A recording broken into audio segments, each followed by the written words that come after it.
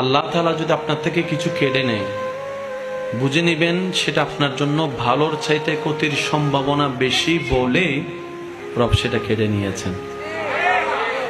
রব দেখছে আমার বান্দা থেকে যদি এটা আমি কেড়ে নিই, সে কষ্ট পাবে 2 বছর, কিন্তু এটা যদি বান্দার কাছে থেকে যায় কষ্ট পাবে আজীবন।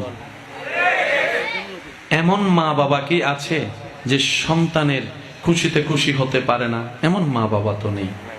তা আমরা মা বাবা যারা আছে, সন্তানের মা বাবা, এই সন্তানের মা বাবারা সব সময় চেষ্টা করে সন্তানের ইচ্ছাগুলো পূরণ করার জন্য। কথা বলেন ঠিক কিনা? সন্তানের ইচ্ছা পূরণ করার চেষ্টা করে, স্বপ্ন পূরণ করার চেষ্টা করে। কিন্তু ক্লাস 4 এর সন্তান যদি বলে বাবা আমাকে একটা আইফোন দাও, দিবে? বলেন না দিবে? সামর্থ্য থাকার পরও দিবে? কেন? মা বাবার জ্ঞান বলছে এটা তার লাভের চাইতে রব্বুল আলামিন তার চাইতে বেশি ভালোবাসে। মা বাবা আমাকে যতটুক আপনাকে যতটুক ভালোবাসে, এই জিনিসটা আপনার আমার একটু বোঝা দরকার। রব সেটাই দেয়, সেটা বান্দার জন্য, যেটা বান্দার জন্য কল্যাণ। বান্দা চেয়ে নেওয়া আর রব খুশি হয়ে দেওয়ার মধ্যে আসমান জমিনের পার্থক্য আছে না নাই?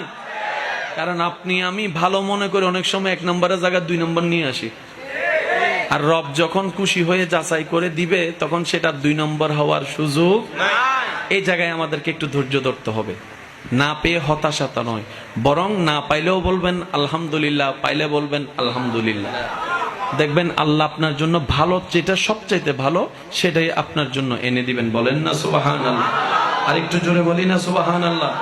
রব্বুল আলামিন সবকিছু জানেন, কিন্তু হাসরটা যদি না রাখতেন কয়েকটা জিনিস মিসিং হয়ে যেত, আমরাও আর জান্নাত পাওয়ার সুযোগ থাকতো না। কেন একটু বুঝেন।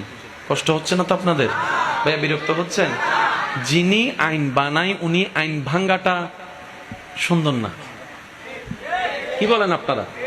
যিনি আইন বানায় উনি আইন ভাঙ্গাটা, এটা এক প্রকার অন্যায় এবং এটা অসুন্দর বিষয়। রব বলে যে আমি আইন বানাইছি, বিচার করব, হিসাব নিব। আমি যদি ডাইরেক্ট এরকম করি তাহলে তো হচ্ছে না। এবার আমরা বললাম আল্লাহ তুমি যদি হাসরে হিসাব নেওয়া শুরু করো তাহলে গেছি, আমি তো গেছি, আপনারটা আপনি জানেন। তুমি যদি সেকেন্ডের হিসাব নেওয়া শুরু করো তাহলে জাহান্নাম স্যার আমার আর। রব বলে যে টেনশন করস কেন? আনার রহমান, আনার রহিম, আনাল গফফার, আনাল মালিক, আমি আছি তো, তুই টেনশন করিস না, আমি আছি তো। দেখ না তোদের রব আমি কি করি তোদেরকে বাঁচানোর জন্য। আমরা বললাম আল্লাহ সামান্য স্কুলের হিসাব দিতে আমাদের ঘাম ঝরে যায়, অফিসের হিসাব টান দিলে, অডিট টান দিলে আমাদের রাতের ঘুম হারাম হয়ে যায়, যদিও সেটা কাগজে লেখা আছে। সারা জীবনের প্রত্যেকটা সেকেন্ড কি কি করছি এগুলাই তো মনে নাই। ডান কাঁধের বাম কাঁধের ফেরেশতা ফাইলটা দিলে হয়তো মনে পড়তে পারে। আল্লাহ তুমি যদি সেকেন্ডের হিসাব নাও মিসকাল যাররা বলে, আমি তো পাবো না, আমি নিশ্চিত ডাইরেক্ট জাহান্নাম, আমার কোনো উপায় নাই। রব বলে যে আমি আহকামুল হাকিমিন হয়ে বিচার তো করতে হবে, বিচার তো করতে হবে। সুবহানাল্লাহ বলি।